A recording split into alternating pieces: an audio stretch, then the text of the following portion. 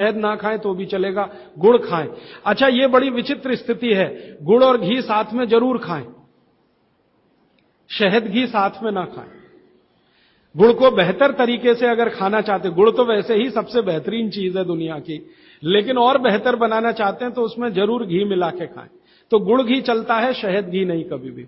इसी तरह का एक नियम है कि जैक फ्रूट माने फणस, कटहल दूध के साथ सबसे खतरनाक है।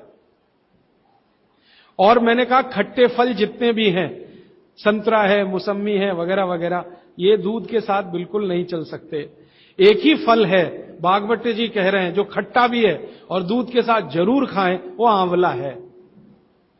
आंवला ये जरूर दूध के साथ खाएं। इसके आगे का एक नियम है, वो द्विदल वाला एक नियम तो बता ही दिया, द्विदल और दही ना खाएं। और मजबूरी है कोई खाने की तो दही को गर्म करें, माने बघारें, तासीर उसकी गर्म करें, फिर आप खाएं, नहीं तो ना ही खाएं तो अच्छा है।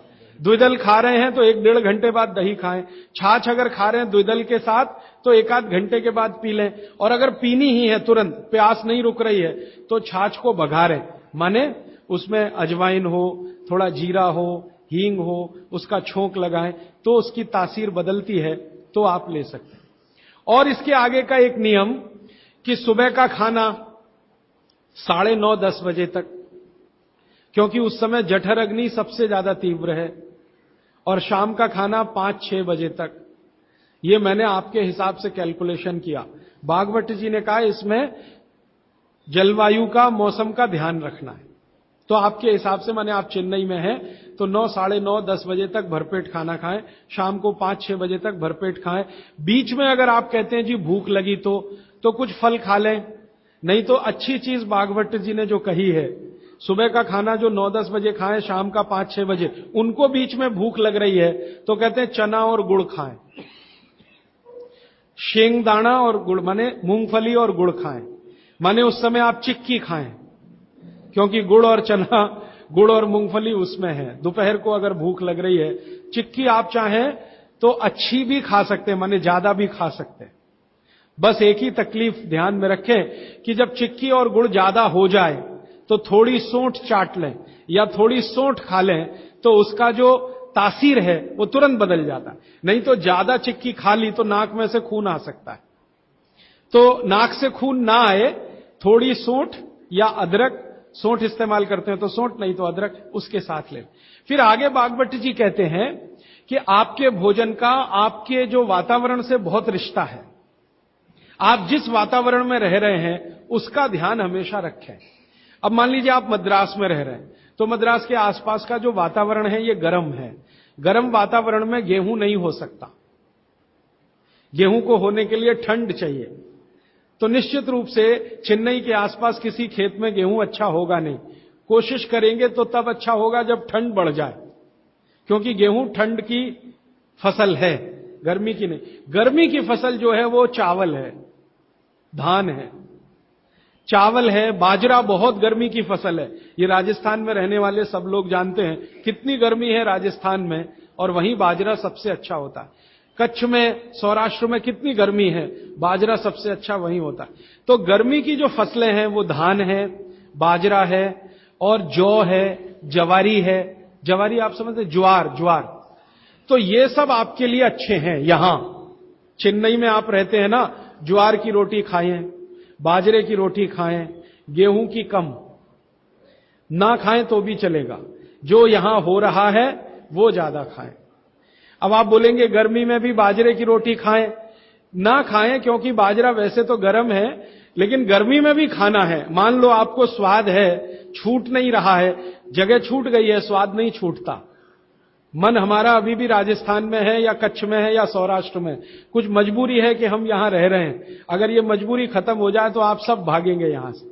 मजबूरी कैसी, कच्छ में, सौराष्ट्र में इतना ही पैसा आ जाए तो आप सब चले जाएंगे, क्योंकि मन जो है ना छूटता नहीं है, स्थान से लगा रहता है, स्वाद मन के साथ जुड़ा हुआ। तो स्वाद के लिए ही अगर बाजरा खाना चाहते हैं तो बिना गुड़ के ना खाएं। यहां पर चेन्नई में गुड़ और घी के साथ बाजरे की रोटी आप खा सकते हैं, गुड़ और घी के साथ जवारी की रोटी आप खा सकते हैं।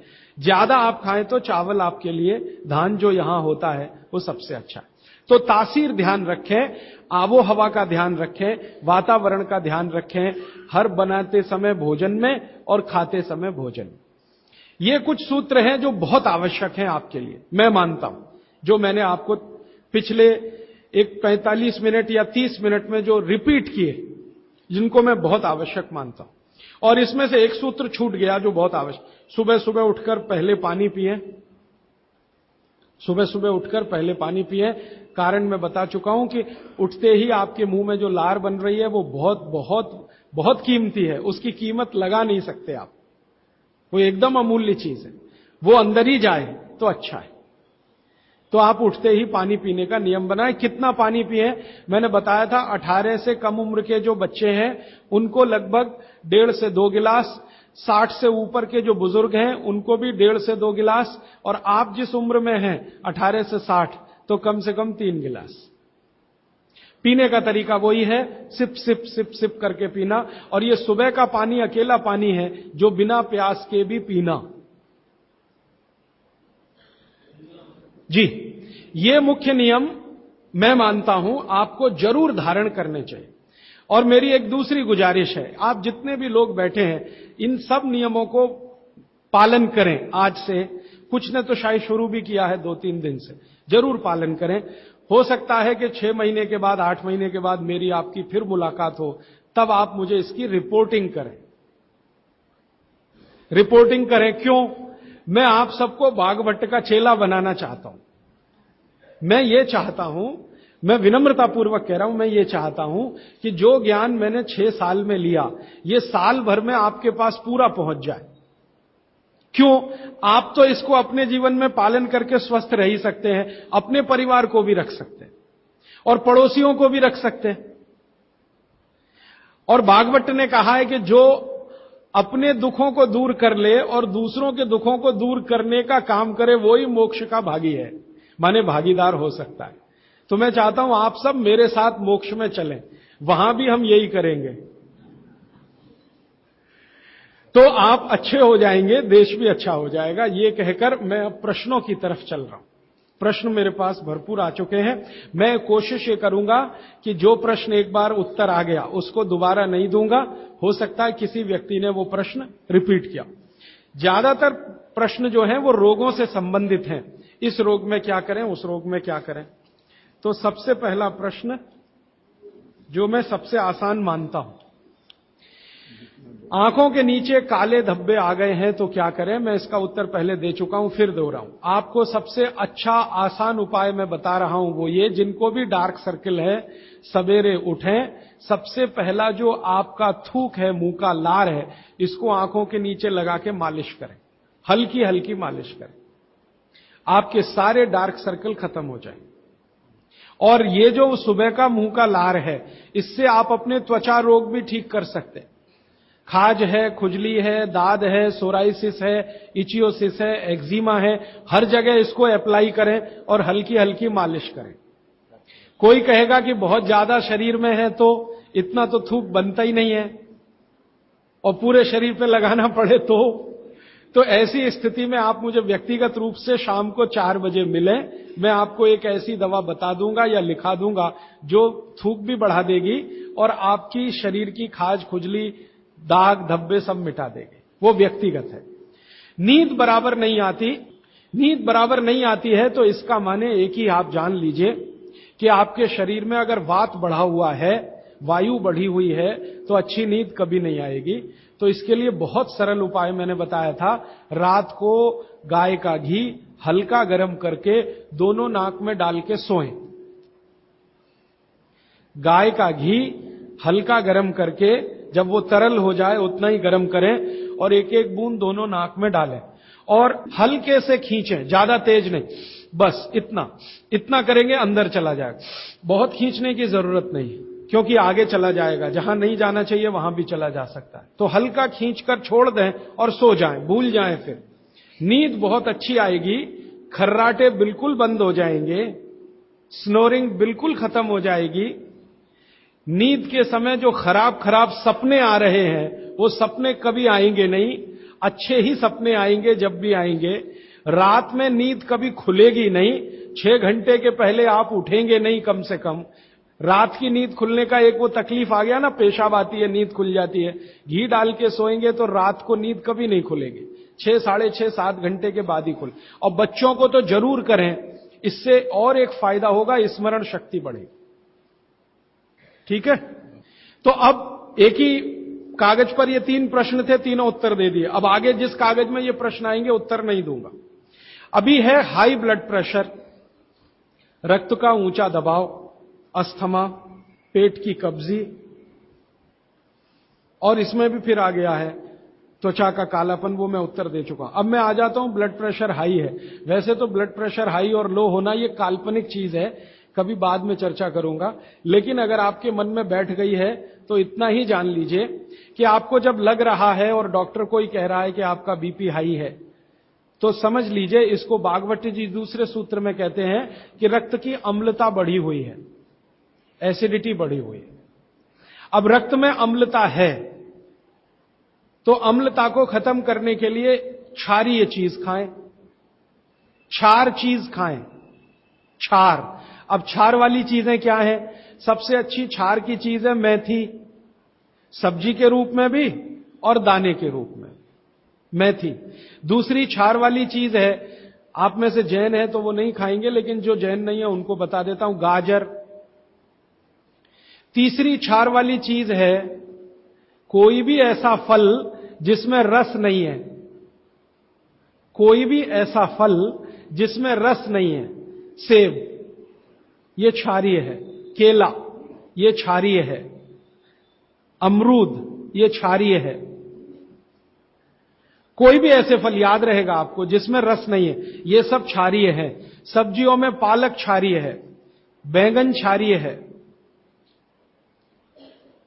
आलू के बारे में कहते हैं ना अम्लीय ना क्षारीय, वो बीच का है। तो जो सब्जियां आपको क्षारीय हैं और जो मसाले माने औषधियां क्षारीय, इनका उपयोग करें तो अम्लता अपने आप कम होगी, तो ब्लड प्रेशर कम होगा, तो ट्राइग्लिसराइड कम होगा, मोटापा भी कम होगा, सब कुछ कम होगा आपका। तो हमेशा याद रखें। तो मेथी दाने का उपयोग मैंने बता दिया है, पानी में डाल के रात को छोड़ दें, सुबह उठकर दाना चबा के खाएं, पीछे से पानी पिए। गाजर का उपयोग बता दिया, कद्दूकस में घिसें, गाजर ले लें और वो कद्दूकस की गाजर को खा लें। और क्षारीय चीज मेथी की सब्जी रोज खाएं, पालक की सब्जी रोज खाएं। हरे पत्ते की कोई भी सब्जी क्षारीय होती है, हरे पत्ते की कोई भी सब्जी क्षारीय होगी, और फल जिसमें रस नहीं है वो सब क्षारीय होंगे। बस याद इतना ही रखें। तो आप अगर उपयोग करेंगे तो हाई ब्लड प्रेशर तो जाएगा ही, उसके साथ ब्लड कोलेस्ट्रॉल कम रहेगा, ट्राइग्लिसराइड कम रहेगा, मोटापा कम होगा, पेट आपका कम होगा, और उसके अंत में हार्ट अटैक आएगा नहीं। ब्लॉकेज भी है तो निकल जाए। और एक क्षारीय चीज मैं भूल गया बताना, लौकी, दूधी। सब्जियों में सबसे ज्यादा क्षारीय कोई चीज है तो दूधी, माने लौकी ज्यादा खाएं, दूधी ज्यादा खाएं, और उसका रस भी पिए, कच्ची दूधी का तो और अच्छा है। जितने भी हाई बीपी के मरीज हैं उनके। अस्थमा, अस्थमा भी जो एक बीमारी है ना, वो वायु के प्रकोप की बीमारी है।